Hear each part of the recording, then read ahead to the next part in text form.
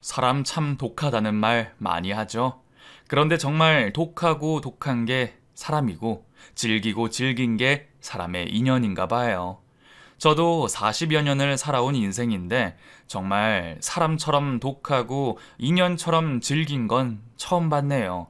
끊으려고 끊어지지 않는 게 부모 간의 정이고 억지로 이어봐도 끊어지는 게 사람 간의 정인가 봅니다. 여기서 많은 분들 이야기를 들으면서 공감해서 울기도 하고 때론 어이가 없어서 댓글로 잔소리도 쓰곤 했는데 오늘은 제가 주인공이 돼서 저의 이야기를 용기 내서 해볼까 합니다. 어쩌면 정말이지 저는 결혼할 때부터 속으로 엄청 욕을 했던 여자예요.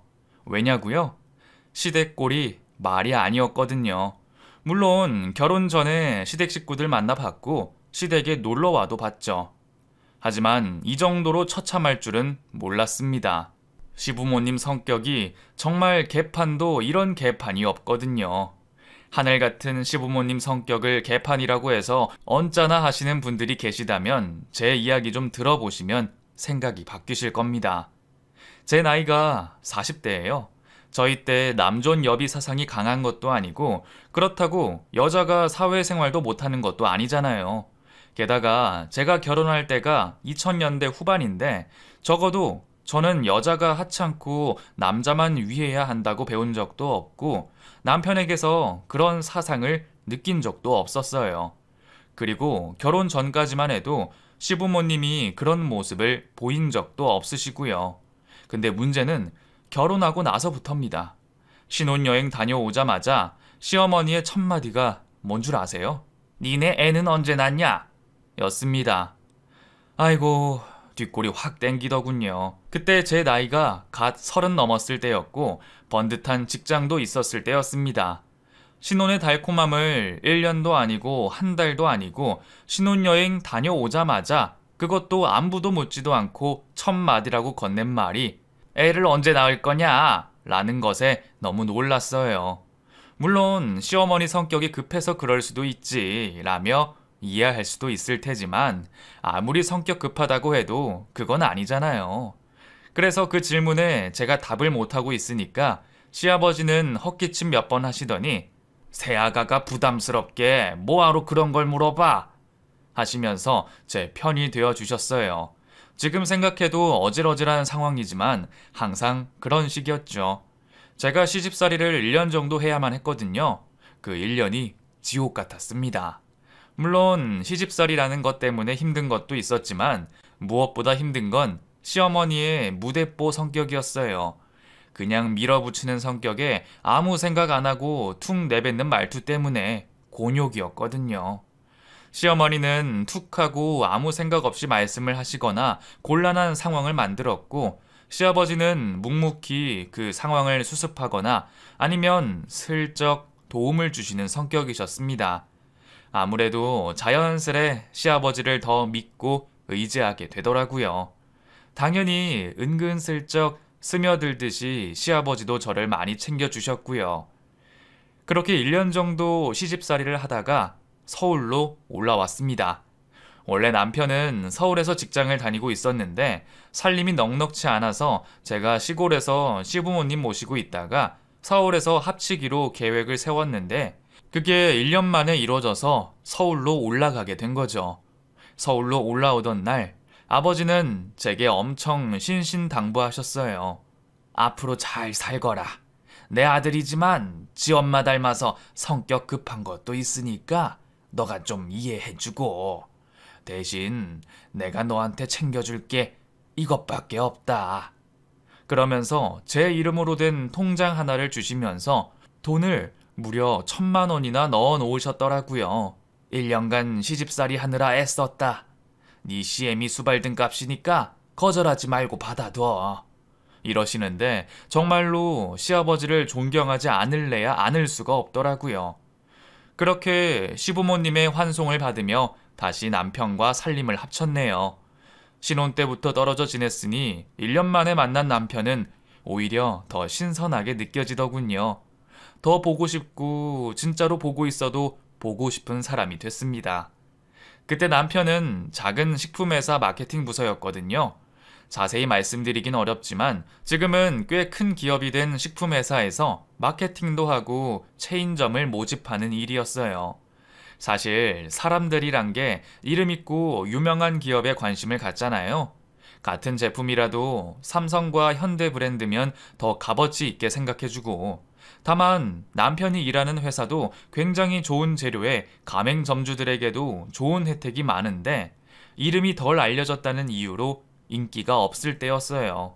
그래도 명색이 좋은 대학 나와서 좋은 회사 다니다가 친구 꾀임에 넘어가서 이 회사 차릴 때 자금 밀어넣고 마케팅 부서에서 일까지 하는데 실적이 없으니까 제가 답답하더군요. 그래서 늘 돈에 쫓기며 살았어요. 그래도 굳이 말씀드리자면 그래도 버틸만 했습니다. 신혼이었고 아직 30대 창창했고 무엇보다 꿈이 있었으니까요.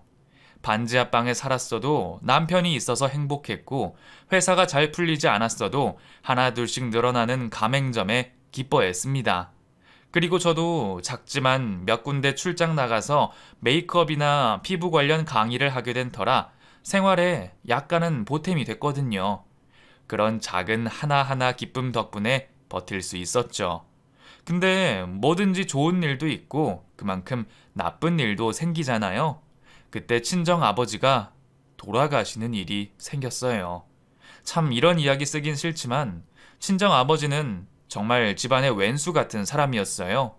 엄마에게 가정폭력도 하고 주폭자라서 경찰도 몇 번 끌려간 터라 저뿐만 아니라 가족들 모두 은근히 우리 아빠 빨리 좀 사라졌으면 하고 기도했던 게 몇 번 있었습니다. 그만큼 우리 집안에 문제를 너무 많이 일으켰었거든요. 근데 어디서 사고사를 당했다며 연락을 받고 장례를 치르게 됐습니다. 비록 엄마 괴롭히고 저한테도 툭하면 찾아와서 돈 달라고 깽판 치던 아빠가 죽으니까 솔직히 속으론 기뻤습니다. 아니, 시원했습니다. 이제 이런 지옥 같은 굴레에서 벗어나겠구나. 엄마도 이젠 고생 끝이구나 생각했죠. 그래도 장례 때 좋다는 내색을 할 수는 없으니까 그래도 무표정한 모습으로 몇 명 오지도 않는 조문객을 맞이했어요. 엄마는 뒤에서 한숨 쉬며 죽어서도 돈 한 푼 안 남기고 가네. 그래도 빚이라도 안 남긴 것만 해도 고맙다고 생각한다. 원수도 이런 원수가 없지. 5년간 이혼 안 해주고 어디 가서 죽은 줄 알았더니 진짜로 죽어서 돌아왔네. 하시며 시원섭섭해 하셨어요.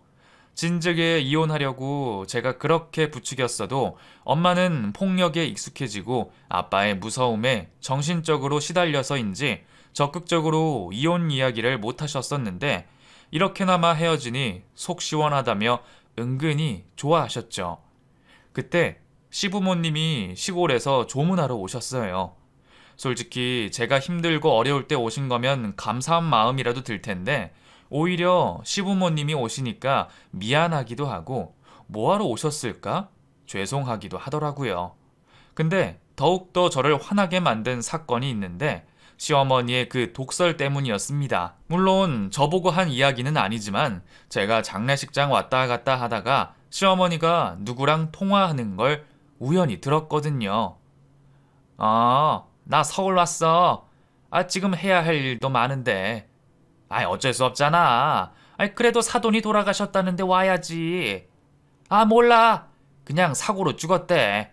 사돈 양반이 워낙 인생이 개차반 인생이라 어디 도로 한복판에서 사고로 죽었다는데 이쪽 집안에서 내놓은 양반이라 뭐 거의 떠들어도 안 보는 분위기여. 안사돈도 독종이야 독종. 아무리 그래도 그렇지 남편이 사고로 죽었는데 눈물 한 방울도 안 흘리네. 그래, 나도 얼른 눈도장만 찍고 내려갈게.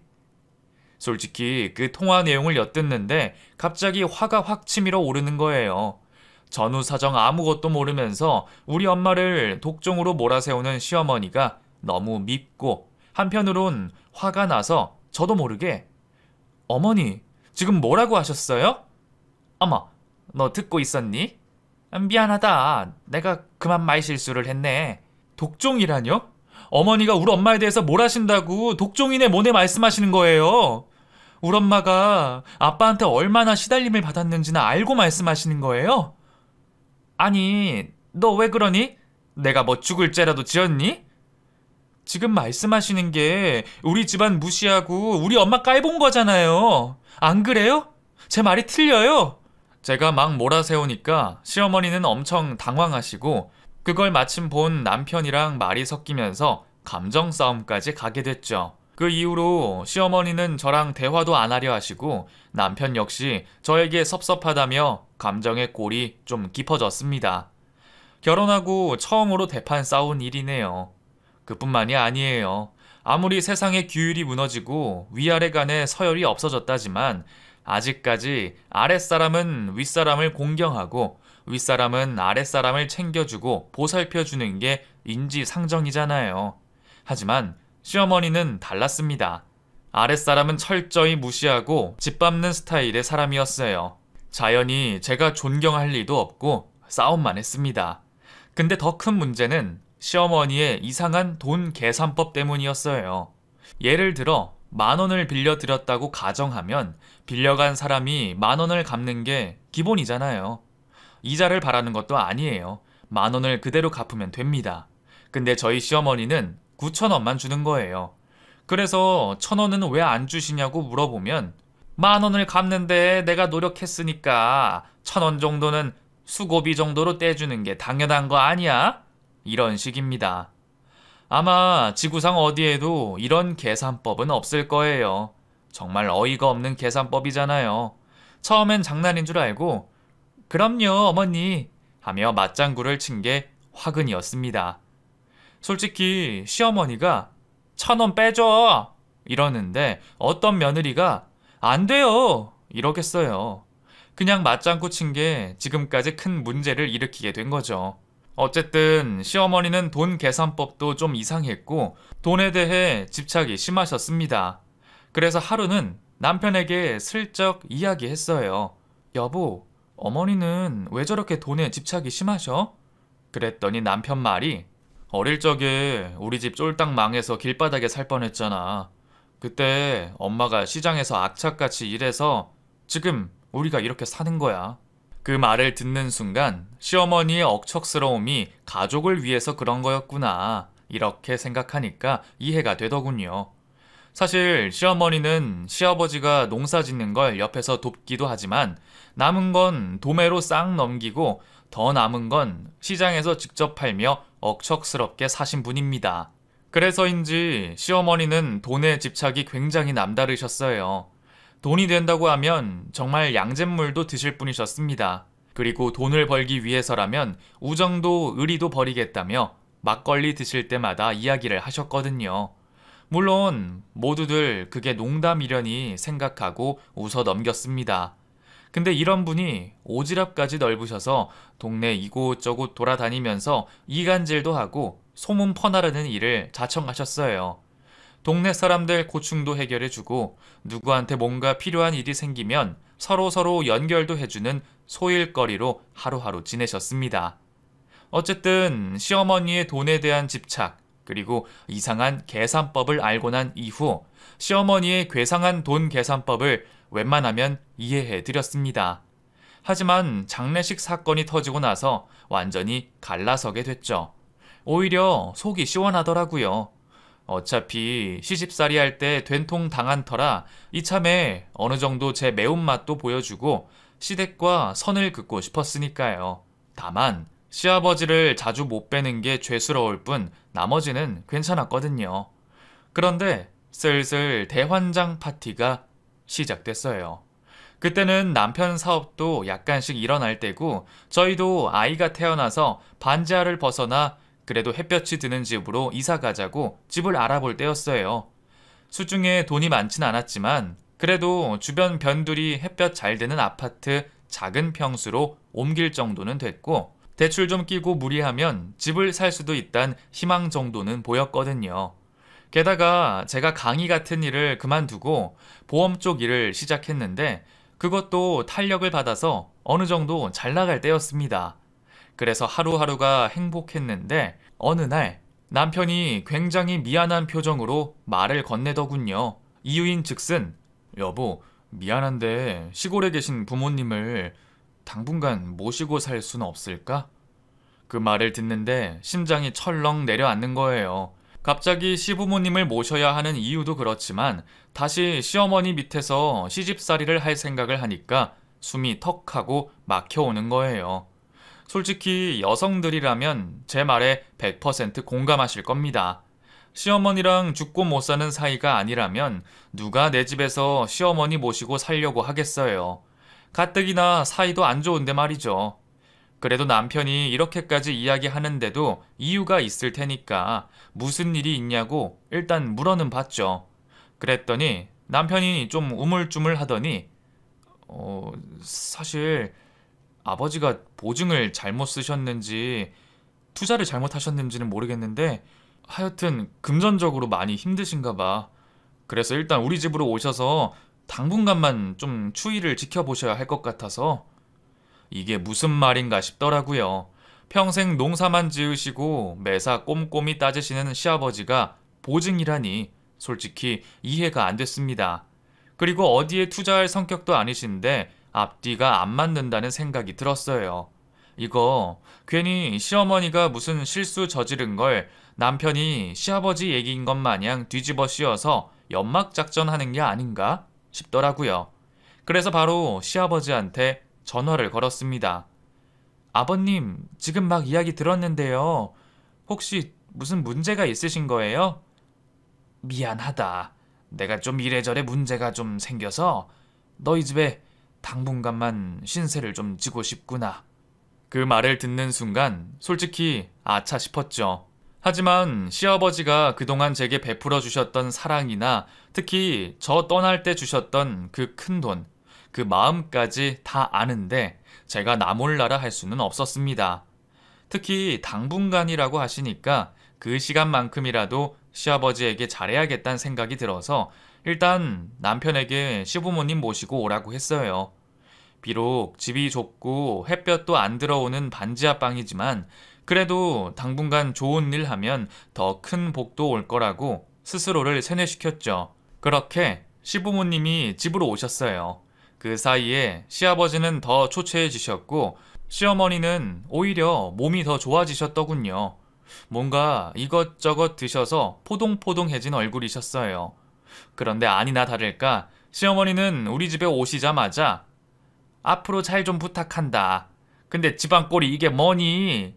뭔지. 내가 올 때마다 솔직히 말을 할까 말까 망설였지만 이제 나도 신세를 좀 져야 하니까 얘기를 하마. 이게 돼지우리지 사람 사는 곳이니? 이러니까 우리 손주가 피부병에 자주 걸리고 네 남편도 호흡기가 안 좋은 거야. 이러면서 온갖 잔소리를 늘어놓으시는 거예요. 솔직히 좀 기분 나쁘더라고요. 그 전에도 우리 집에 오셨었고 여기서 며칠간 주무실 때는 아무 말 없으시더니 갑자기 온갖 잔소리를 늘어놓으면서 청소를 하고 방을 깨끗이 하는 겁니다. 근데 저도 어디 가서 결벽증 있냐는 소리 들을 정도로 청소를 거의 매일 하다시피 하거든요. 그래서 먼지 한 톨 없이 집을 가꾸는데 어머니는 그것마저도 더럽다며 청소를 연신하시는 거예요. 솔직히 흠잡으려고 억지로 저러는구나 란 생각밖에 들지 않더라고요. 그런데 그건 시작에 불과했어요. 시어머니는 저희 집에 오시자마자 그 특유의 오지랖을 부리기 시작했죠. 솔직히 이렇게 표현해서 좀 불경스럽긴 하지만 정말 여기저기 안 휘젓고 다닌 적이 없으셨어요. 오죽했으면 동네 미용실 아줌마도 시어머니가 엄청 밝으시더구만 이러는 거예요. 참고로 그 미용실 아줌마는 저랑 친분이 없거든요. 그런데도 비아냥거리듯이 그런 말씀을 하실 정도였어요. 그만큼 시어머니가 동네를 돌아다니면서 속된 말로 별의별 행동을 다 하고 다니신 거죠. 문제는 더 커졌습니다. 반지하 살다 보면 햇볕도 안 들어오고 가끔 물이 좀 셀 때가 있거든요.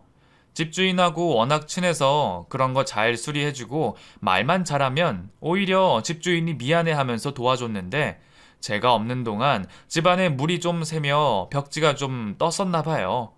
그럼 그거 말만 잘하면 되는데 시어머니는 불의를 못 찾는다시고 집주인하고 호되게 부딪힌 겁니다. 집주인 딴에는 아니 집세도 엄청 싸게 해주고 여기서 하루 이틀 본 사이도 아닌데 시어머니까지 이 난리야 하면서 화를 엄청 내셨고 어머니는 어머니대로 아니 우리가 공짜로 얹혀 살아? 친분은 친분이고 대접은 받아야 하는 거 아니냐고 이러면서 강대강으로 부딪히니 온갖 동네가 조용한 날이 없었답니다. 혹시나 동네 사람들이 쳐들어오면 어쩌나 걱정이 될 정도로 어머니는 동네 싸움닭으로 급부상하셨어요. 게다가 시아버지까지 그 말썽에 불을 지피셨죠. 어느 날 경찰서에서 전화가 온 거예요. 시아버지가 현장에서 체포됐다는데 이게 뭔 소린가 싶어서 달려가니 시아버지가 경찰서 구석 의자에 앉아 계시더라고요. 이게 뭔 일이냐고 담당 경찰에게 물어보니 시아버지가 웬 아가씨랑 시비가 붙었다는 겁니다. 아가씨는 피해자라며 시아버지가 자신에게 욕을 했다는 겁니다. 아무리 시아버지가 과묵하고 약간 예의범절을 중시하는 꼰대 스타일이긴 해도 생면부지의 아가씨에게 쌍욕을 할 만큼 몰상식한 분이 아니거든요. 그리고 시아버지는 외출하실 때마다 시어머니랑 같이 다니셨는데 그날은 시아버지 홀로 계셨다는 것도 조금 의외였어요. 그래서 시아버지에게 이게 어찌된 일이냐고 여쭈니 내가 버스를 타려는데 저 아가씨가 경로석에 앉아있길래 자리 좀 비켜달라고 했는데 갑자기 나한테 욕을 하길래 아니 요즘 누가 그런 거 따져요. 그냥 다른 자리에 앉으시지 그러셨어요. 아니 경로석은 경로석 주인인 내가 앉아야지 이러는 겁니다. 솔직히 틀린 말은 아니지만 문제는 경로석 외에 다른 빈자리도 많았는데 시아버지가 굳이 그 자리에 앉겠다고 난리가 나면서 시비가 붙었고 여자한테 욕을 먼저 한 것도 시아버지였어요. 다행히 제가 사과하고 피해자인 여성분도 신체적인 접촉도 없고 노인이니까 이해한다면서 잘 마무리됐지만 시어머니는 시어머니대로 사고치고 시아버지는 시아버지대로 이런 사고를 치니까 하루하루가 불안한 겁니다. 게다가 유달리 시아버지가 늘상 문제를 일으킨 것이 있는데 바로 낡은 트럭이었어요. 시부모님이 그 트럭에 이삿짐을 싣고 오셨는데 시골에서 쓰던 낡은 트럭의 뒷부분 짐칸엔 텐트처럼 호로를 씌워놨거든요. 먼지도 많고 잔 기스도 많은 오래된 트럭인데 유독 그걸 애지중지 하시는 거예요. 물론 그럴 수도 있죠. 하지만 문제는 주차를 한 대 더 하기엔 주변 상황이 녹록지가 않아서 제가 트럭은 이제 팔자고 해도 시아버지는 그것만은 안 된다며 난리셨어요. 그러더니 갑자기 니네 이름으로 이걸 좀 옮겨놓자 이러는 겁니다. 아니 낡디 낡은 트럭을 폐차를 하든가 아니면 아예 중고차로 푼돈 받고 넘기시지 이걸 왜 우리 남편 이름으로 명의를 변경하냐고 물었더니 시아버지는 절대 팔 수는 없고 그리고 본인이 가지려면 세금 문제도 있으니 우리 남편에게 그걸 사라고 강매하시는 거예요. 정말 가족이 더 무섭더군요. 근데 웃긴 건 남편이 군말 없이 그걸 받아들인 겁니다. 그래서 제가 당신 미쳤어? 저거 애물단지를 오히려 팔아서 치워야지. 그걸 끼고 있으면 어쩌려고 그래. 근데 남편은 뭔가 말할 것이 있는 듯이 멈칫하더니 그냥 귀찮다면서 노인네가 평생을 함께한 트럭인데 버릴 수는 없잖아. 그냥 살아계신 동안 두 분이 드라이브 할 때 쓰시라고 그냥 가지고 있어. 하면서 제 말을 확 끊는 거예요. 솔직히 무시당하는 것 같아서 기분이 몹시 상하더군요. 여러분 같으면 안 그러시겠어요? 근데 아주 엎친 데 겹친 격으로 어느 날 시어머니가 저에게 친목계에 들어올 생각이 없냔 거예요. 제가 보험 영업을 하는데 사람들 인맥이 굉장히 중요했고 모임이나 단체 활동에 얼굴을 많이 비치는 게 중요했던 터라 그나마 귀가 쫑긋하더군요. 그래서 시어머니에게 누구랑 어떻게 하는 거냐고 여쭸더니 동네 재래시장 상인 몇 명하고 건물주 아주머니 몇 분이서 하는 개라는 겁니다. 정말 수단도 좋으시더군요. 언제 그런 자리를 마련하신 거예요? 너도 나이 먹어봐라. 위아래로 10살 차이는 그냥 친구야, 친구.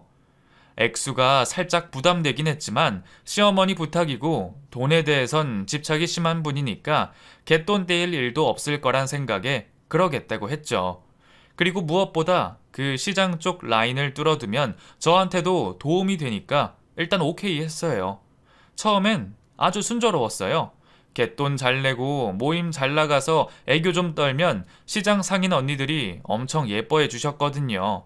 자연히 언니들이 사람들도 소개시켜주고 그 덕에 보험 영업 실적도 좋아지니까 점점 개모임의 충실도가 올라갈 수밖에 없었습니다. 근데 하루는 시장 언니에게 전화가 온 거예요. 시어머니가 개 주고 곧 갯돈을 받을 순번인데 연락이 안 된다는 겁니다. 어머니가 몸이 안 좋으신가 보죠. 연락하실 거예요. 이렇게 말하곤 전화를 끊었는데 뭔가 기분이 싸하더군요. 혹시나 하는 마음에 시어머니 혼자 사는 댁으로 가봤더니 아니나 다를까 예감이 딱 적중한 겁니다. 생활용품은 그대로 놔두고 옷가지 몇 개랑 통장이랑 돈이랑 들고 이미 야반 도주를 하셨더라고요. 시어머니가 점심마다 시장을 돌면서 현금을 직접 거둔 후에 갯돈 통장에 입금하는 방식이었기 때문에 집안에 통장이 있어야 하는데 아무리 뒤져도 통장이 없는 거예요. 그리고 이미 몇 차례나 시어머니가 사람들 앞에서 통장을 보여주며 봐, 돈은 잘 모이고 있다니까 이랬기 때문에 통장이 없다는 것은 시어머니가 사라졌다는 의미였습니다. 순간 하늘이 노래지더군요. 사실 저는 큰 돈을 피해 입은 건 아니지만 동네 시장 언니들이 걱정됐어요. 어쨌든 일이 더 커지기 전에 남편에게 이 사실을 전화로 알리고 시장 언니들에게 시어머니가 사라진 것 같다고 알렸죠. 그리고 경찰에 신고는 해뒀고요.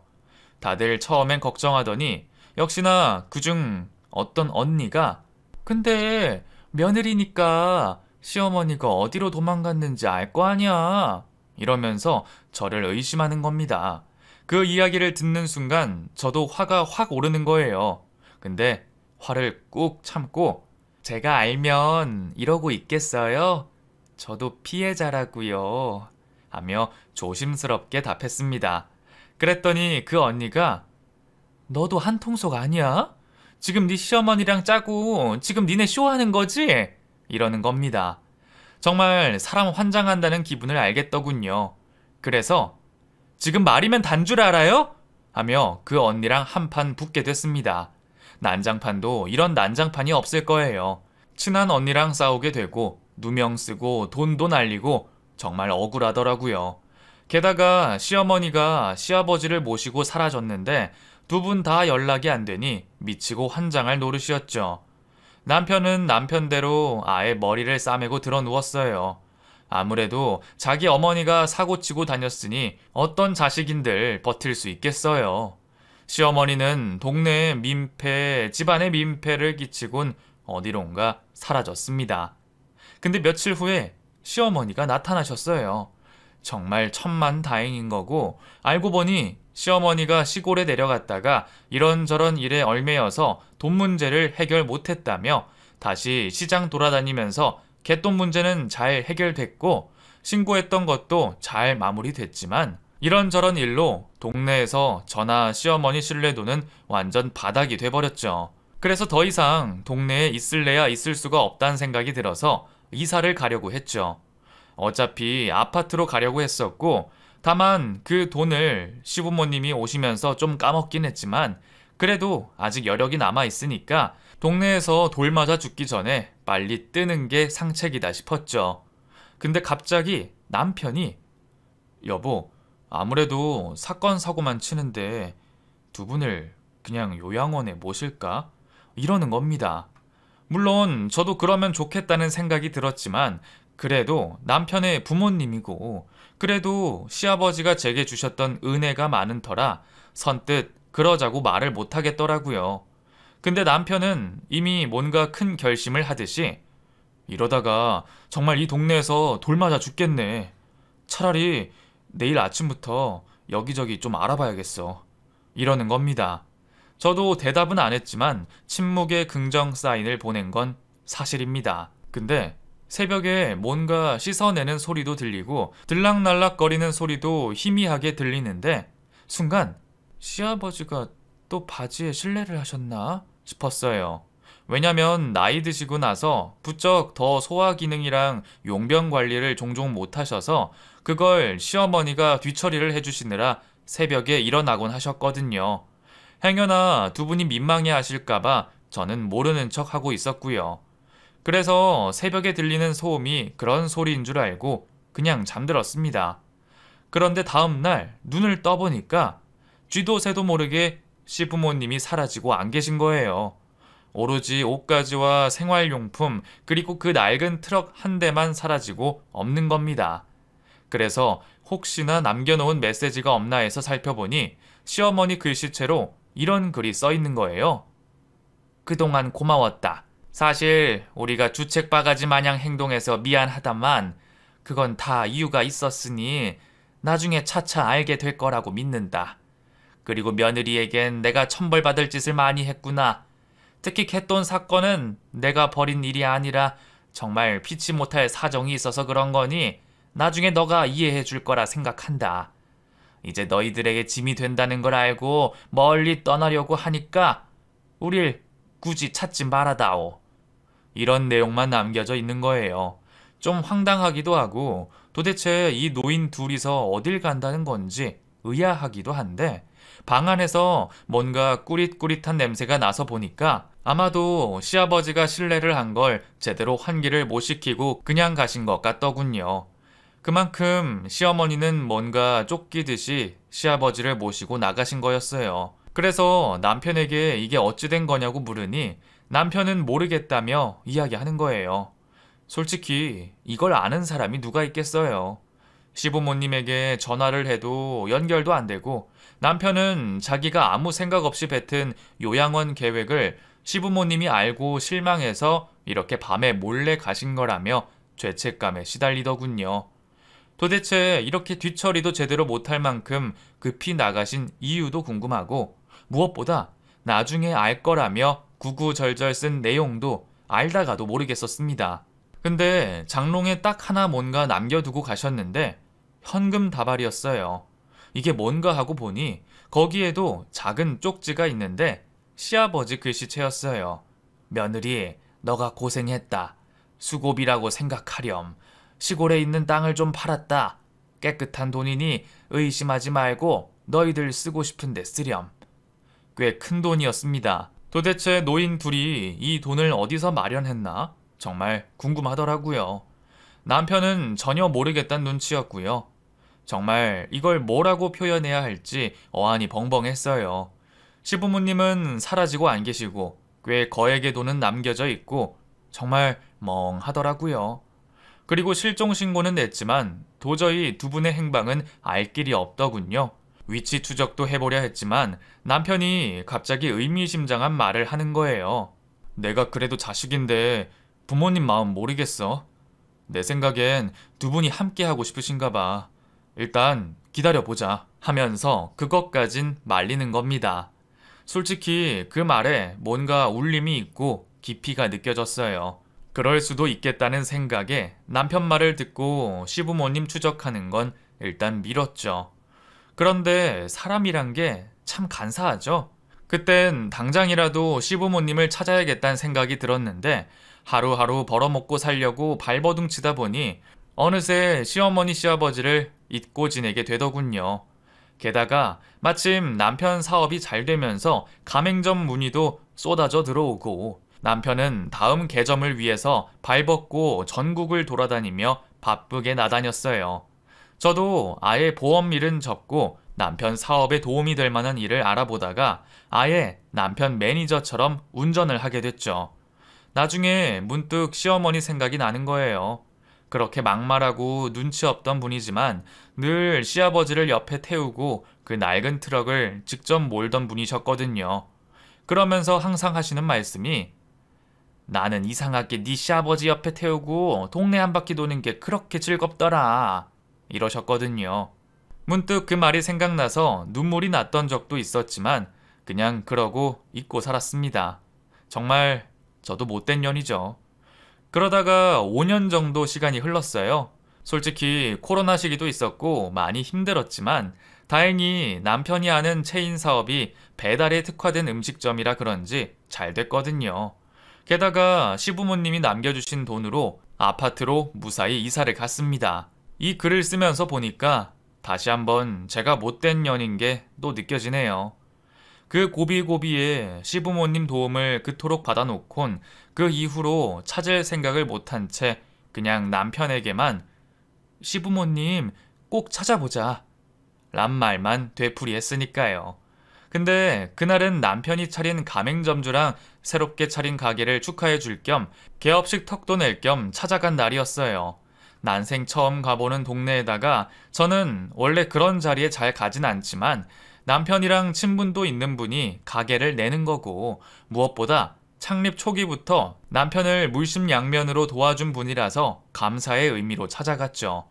거기서 술도 한잔 마시고 옛날에 힘들 적 이야기를 하며 지인분께서 사모님이 진짜 고생 많이 하셨네요. 이제 와서 하는 말이지만 남편분이 정말 안 좋은 생각을 수십 번 했어요. 근데 그러지 못한 게 전부 다 사모님 때문에 더 잘 살아야 한다면서 마음을 다잡더라고요. 그 말을 들으니 과거에 힘들었던 모든 일이 울컥 올라오더군요. 술도 한잔 했으니 그런 기분이 더했죠. 그리곤 집에 돌아오는데 뭔가 기분이 쎄해서 술도 깰 겸 동네나 한 바퀴 산책하듯이 돌고 술이 좀 깨면 대리기사 불러서 가자고 남편에게 말했습니다. 남편도 그동안 고생했다며 저를 다독이며 동네 한 바퀴 돌며 술을 깨려고 했죠. 근데 큰 길을 지나 약간 낮은 둔턱의 길 쪽으로 돌아가는데 그 안쪽에 쓰레기가 좀 모아져 있는 전봇대가 있는 거예요. 그리고 그 전봇대 위엔 가로등이 비치고 있고 그 옆엔 낡은 트럭이 한 대 있더라고요. 솔직히 그냥 스쳐 지나가도 모를 만큼 평범한 트럭이고 풍경이지만 참으로 신기한 게 제 눈엔 순간 그 트럭이 불빛 사이로 보였어요. 우리 시아버지가 좋아하던 차인데? 라는 생각이 들면서 저도 모르게 그 차 쪽으로 갔죠. 그냥 아무 생각이 없었어요. 그냥 술김에 반가우며 가봤는데 하지만 그게 제 인생에 가장 큰 충격이 될 줄은 몰랐습니다. 그 트럭을 보다가 안을 무심코 봤는데 세상에나 그 안엔 웬 쓰레기가 가득 차 있는 거예요. 순간 이게 뭔가 싶어서 안을 쭉 보니 그 안에 엄청 낯익은 지갑이 보이는 겁니다. 세월의 흔적이 묻어나긴 했지만 시어머니가 늘상 들고 다니던 손지갑이 보이는 거예요. 제가 그걸 죽어서도 못 잊는 게 시어머니는 돈에 늘 집착하며 그 손지갑에 돈을 담거나 통장을 담으면서 내가 이 맛에 산다 라고 하셨었거든요. 그러니 그 지갑을 한눈에 알아볼 수 있었죠. 순간 이 트럭이 왠지 저랑 운명적으로 연결된 게 아닐까? 라는 생각에 트럭 뒷부분에 텐트식으로 만들어진 호로 안쪽을 보려고 했죠. 하지만 안쪽에는 지퍼로 닫혀 있어서 볼 수가 없는 거예요. 남편은 그냥 가자고 하는데 저는 오늘 아니면 안 될 것 같아서 일단 경찰에 신고를 했어요. 여기 잃어버린 저희 부모님을 찾은 것 같은데요. 안에 계셔서 확인할 길이 없거든요. 와주실 수 없을까요? 어찌저찌 해서 경찰이 와주셔서 일단 트럭 뒤에 있는 텐트 문을 열게 됐어요. 그리고 텐트 지퍼가 열리면서 나오는 사람을 보고 소리를 지를 수밖에 없었죠. 네, 바로 시어머니였습니다. 무려 5년 만에 이런 낯선 동네 골목길 트럭에서 만난 거죠. 시어머니는 갑자기 경찰이 왔다는 말에 부시시하게 나오셨다가 저를 보곤 깜짝 놀라서 너 여기 어쩐 일이니? 하며 놀라신 거예요. 이게 어찌 된 건가? 저도 의아해서 시어머니를 붙잡고 이야기를 나누는데 남편은 모든 게 다 밝혀졌다는 듯이 한숨만 내쉬더군요. 시어머니도 아무 말씀이 없으시고요. 지금 나만 빼고 둘이 다 아는 거죠? 도대체 이게 어찌 된 거죠? 제가 추궁을 하니까 남편이 어렵사리 입을 떼는데 그 말을 듣고 너무 놀랐어요. 사실 난 다 알고 있었어. 근데 여기서 만날 줄은 몰랐네. 남편이 다 알고 있었다는 게 뭔지 너무 의아해서 시어머니에게 왜 도망가셨고 그동안 어떻게 지내셨냐고 여쭈니 시어머니 말씀은 사실 너희한테 부담을 안 주려고 예전부터 계획했던 일이란다. 아니, 부담을 안 주는 게 뭔데요? 그렇다고 그렇게 야반도주하듯 가시면 어떡해요? 안 그러면 너가 더 힘들어질까봐 그랬지. 이미 네 남편하고는 다 이야기 끝내고 야반도주 한 거였어. 그러면서 시어머니가 말씀을 하시는데 알고 보니 시아버지는 지금 치매가 점점 심해졌다는 겁니다. 물론 그 전에도 심각한 수준이었지만 이젠 아예 사람도 못 알아볼 정도라는 거죠. 특히 경로석 사건이나 가끔 실례했던 것도 이미 치매가 중기를 넘어섰다는 거예요. 그래서 시어머니가 늘 옆에서 같이 있었던 거고 늘 모시고 다녔던 거였다고 하더군요. 그리고 무엇보다 요양원은 들어가기 싫어해서 어떡할까 고민하던 찰나에 남편이랑 시어머니랑 갈등이 좀 있었다는 겁니다. 그 사이에 시아버지는 정말로 벽에 분뇨를 바를 정도로 이미 이성을 잃으셨고 시어머니는 이럴 바에 고생한 저를 위해 돈을 좀 주고 그냥 몰래 나오겠다고 하셨다는 거예요. 대신 남편에겐 매번 위치를 알려주고 정기적으로 병원에서 통원 치료를 받는 걸로 했는데 이 모든 걸 시어머니는 어긴 채 트럭에 짐을 싣고 전국을 여행 다니셨다고 하더군요. 그리고 저희에게 물려준 돈은 실제로 시골 땅을 판 돈인데 알고 보니 그 돈도 동네 아줌마들하고 갯돈 열었다가 시골 땅 팔러 간 사이에 갑자기 시아버지가 발작 비슷한 걸 일으켜서 어쩔 수 없이 연락이 두절되며 벌어진 사건이었다고 합니다. 그걸 저도 모르고 남편도 모르니 발만 동동 굴렸던 거고요. 이 모든 사건의 경위를 알고 퍼즐을 맞춰보니 이제야 시어머니도 시어머니 나름대로 고생이 많으셨단 걸 알겠더라고요. 그러면서 시어머니가 하시는 말씀이 네 시아버지도 정신 멀쩡할 때 유언 아닌 유언이 절대로 병원이나 요양원에 자길 가두지 말아달라고 했거든. 나도 네 시아버지 병원에 넣어놓고 혼자 살 자신도 없고. 근데 남편이 차 안 타면 방실방실 웃고 좋아하니까 나도 여기서 사는 게 어떤가 생각한 거야. 어차피 병원 모시고 가봤자 답은 뻔하고 그럴 바엔 이 낡은 트럭 몰고 동네나 한 바퀴 그러다가 야외로 한 바퀴 이렇게 돌면서 시골 땅 판 돈이 다 떨어지면 우리끼리 알아서 하늘로 가려고 했지. 그 말씀을 듣는데 눈물이 펑펑 나는 겁니다. 어쩌면 시어머니는 말투도 거칠고 성격 급한 건 어쩔 수 없지만 돈에 집착했던 게 나중에 이럴 때를 대비해서였다는 걸 그제야 깨달았거든요. 어쩌면 남편인 시아버지를 너무 사랑해서 나중에 마지막까지도 함께 있으려고 준비를 하셨던 건데 그걸 저는 모르고 있었던 거죠. 물론 남편은 알고 있었지만 차마 이 이야기를 저한테 전할 수가 없었다고 합니다. 하긴 이런 이야기를 들으면 어떤 며느리가 오케이 하겠어요. 그래서 남편 선에서 적당히 알고 대신 중간중간에 생활비를 보내드렸다고 해요. 어쩌면 남편도 치매 걸린 시아버지까지 저에게 짐으로 남겨줄 수 있다고 생각해서 그랬다는 겁니다. 어쨌든 그 속마음을 알고 나니 고맙기도 하고 또 한편으론 이게 슬퍼서 눈물이 왈칵 나오기도 해서 참 묘했습니다. 어쨌든 두 분의 상황을 알았으니 일단 집으로 모셨고 좀 지내다가 지금은 경기도 외곽에 조립식 주택 지어서 같이 살고 있습니다. 물론 치매 걸린 시아버지는 이제 저를 알아보시지도 못할 정도지만 저랑 시어머니랑 번갈아 가며 시아버지 뒷바라지 하고 있고요. 남편은 남편대로 사업이 잘 되니 나름 서포트 잘해주고 있습니다. 비록 집안에 아프신 분이 있지만 이렇게 서로 부대끼며 사는 게 더 좋은 것 같아요. 집안에 온기도 들고 때론 부딪히며 감정적으로 교류도 하니까 살 것 같네요. 어쨌든 시부모님이 오래오래 사시면서 저에게 인생이란 뭔지, 부부애란 뭔지 계속 보여주셨으면 좋겠어요. 저희 시어머니 정말 대단하죠? 많이 응원해 주시고요. 긴 글 읽어주셔서 감사합니다.